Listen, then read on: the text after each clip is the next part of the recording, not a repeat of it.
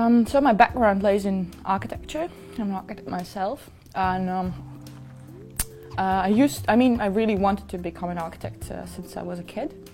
But then when I started to study, I started to understand that I'm having problems of communicating my visions as an architect. So I failed many times of not understanding like why people don't get it. My drawings, my 3D models, my projects that I've put a lot of effort.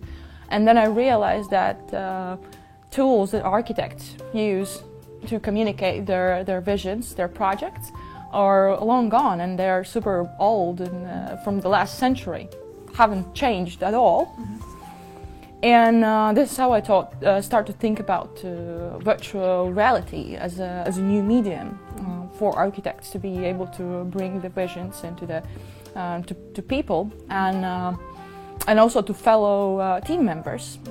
And this is how we established Vividly. It started as a experimentation, a sort of spillovers in between technology and tech people and young architects. And from experiment, it grew to the startup. And now we are less than a year young, and we are very fast forward developing.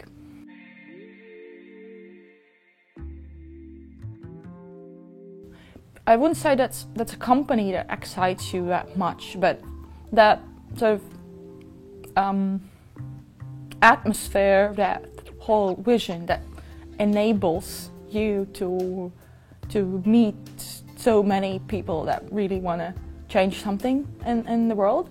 And this entrepreneurial spirit is more than just to build a business. It's about making change and making difference. And I think that is what I'm like, that drives me as well. And when it comes to our discipline, then synergy in between this technology, architecture, and human beings is what drives our team.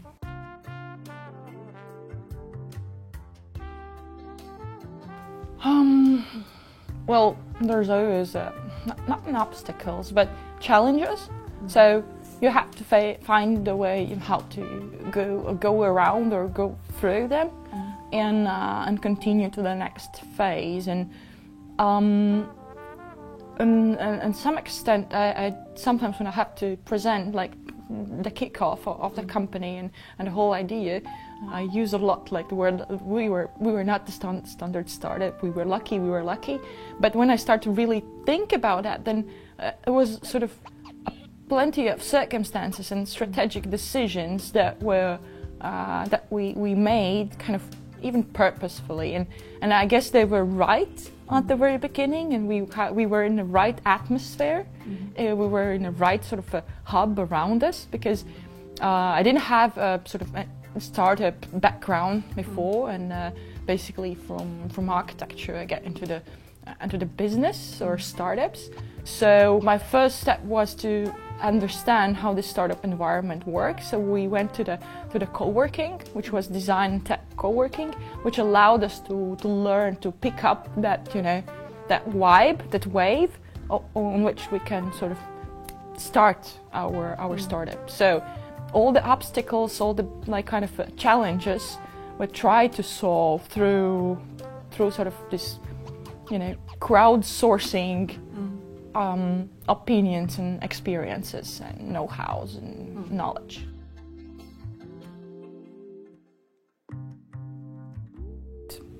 Well, we're still I would consider us an early stage, but this year this 1 month basically we are part of a startup, Sauda Accelerator, which is really fast forward, very intensive 24/7 program, which sort of opens so much doors and understanding and where and on which scale we can continue in the next step. So I think that through those contacts we're gonna basically try to just jump into the market straight away, like get to the customers and work with them like hands-on, sleeves rolled up, and and build something, even cooler. I mean, we have started to understand that we are, all the time in startups, the timing is very, very essential. So we will try to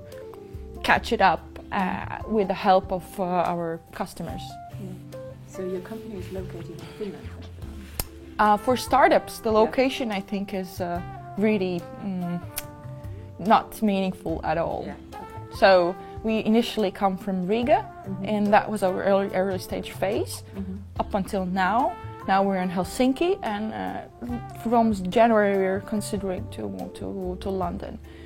Because for sort of disruptive technology startups, you have to be together with your sort of market, with the best ones from the market. And architectural industry is really actually small and tight, and you have to focus on the density points, and so therefore we are relocating. But I think that's an awesome thing. You can keep the team small and flexible, and at the beginning, like Riga was perfect environment for like company to grow, and then when it reaches the point where you have to have this validation in like sort of global level, at least like European, regional, continental, you have to go straight to the market. You have to go straight to the customers. So you move your units like from one place to another in order to reach the maximum, in order to squeeze out like the juice of each place. Yeah.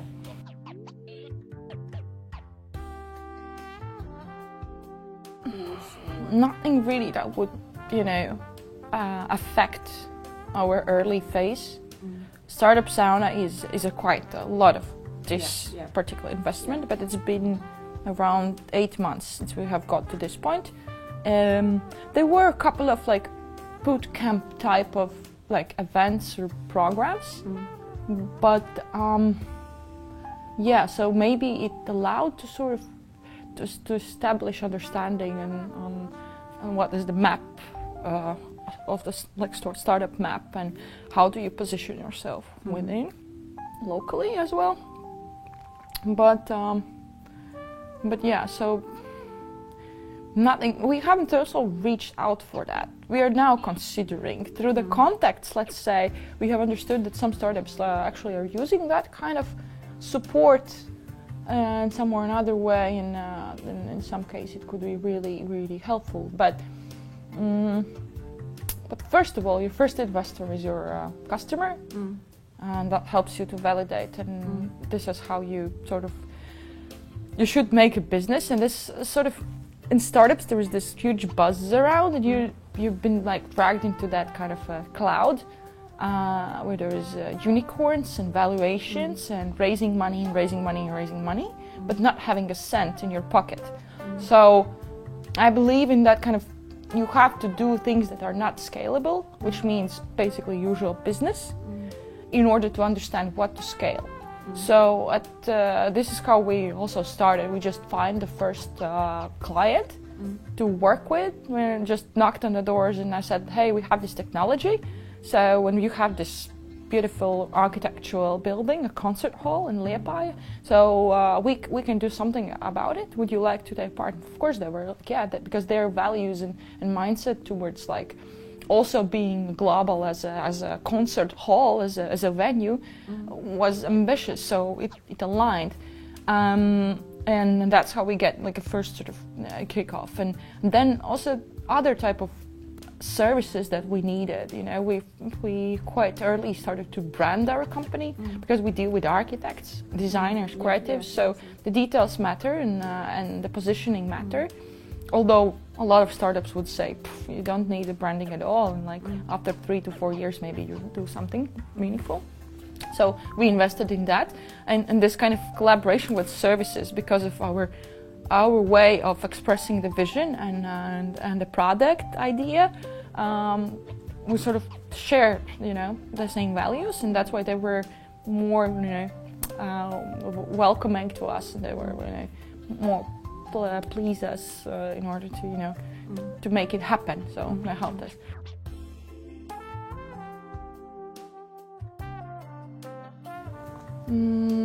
Talking about like especially in local ecosystem, I can talk about Latvia, for example, in specific. we have a really high rate of idea generation. There are so many opportunities and ways how you can generate an idea, and we have like those sort of growth companies. And everything in between, or especially the next step after you have this idea, you have met in hackathon, all right, or you have met in meetup and workshop. You have found that other two people to work together who have this idea. You even build a prototype. But then the next step, like for you as a team, basically to have a, routine of meeting each other for the next week, having a place where to meet each other. That's like we're gonna exchange emails and let's do that, but we exchange emails and nobody's actually paying attention, and then just wakes away. So this next step of building the physical even places where people can continue to work on their ideas in order to grow until that point when you're able to go for funding, because any of these even private public institutions or services, they don't, they need some sort of credibility.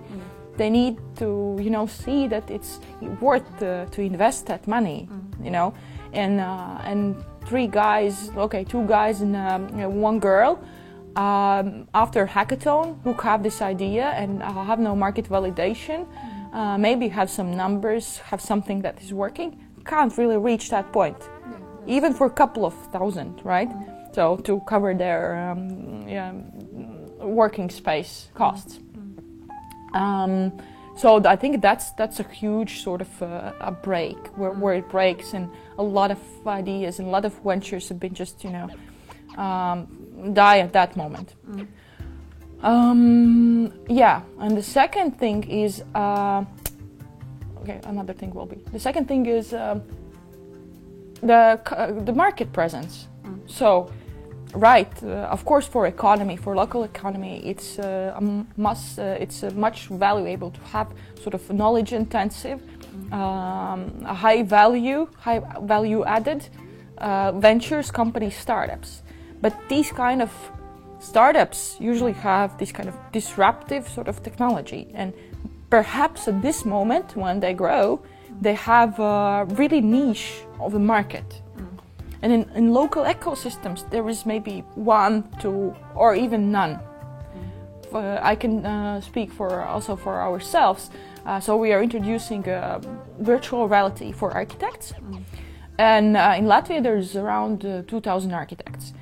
But they're so sort of, into their daily job. Yeah. They're not global themselves. So technology adoption in general in this industry is slow. And in that local environment, even slower. So it's not possible to validate that kind of future technology with the sort of past thinking market, right? Yeah. It's nothing bad about that, but it's just not the best ones in the world to build the technology for the future that would have this really huge value added.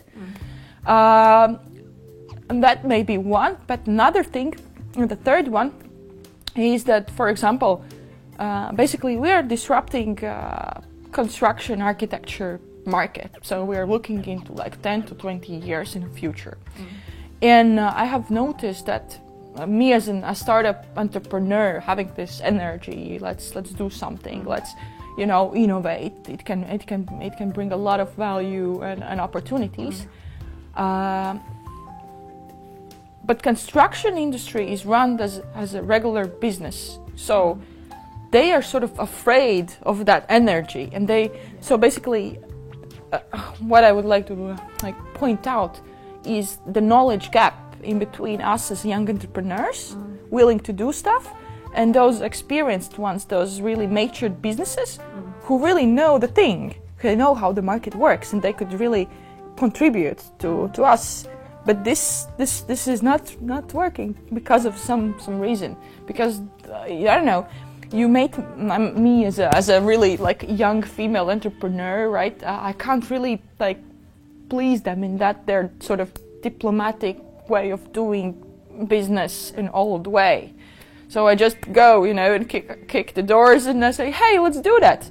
And then it's like, ooh, their fear of sort of a change or kind of dynamics is quite high, and that does not allow us to meet, and therefore we as a venture have to move outside to the markets, to the countries that have this kind of progressive, forward-thinking market presence where we can build with them the technology. So therefore the local ecosystem is actually losing the value of these kind of progressive, very, very knowledge-intensive and investment-intensive startups.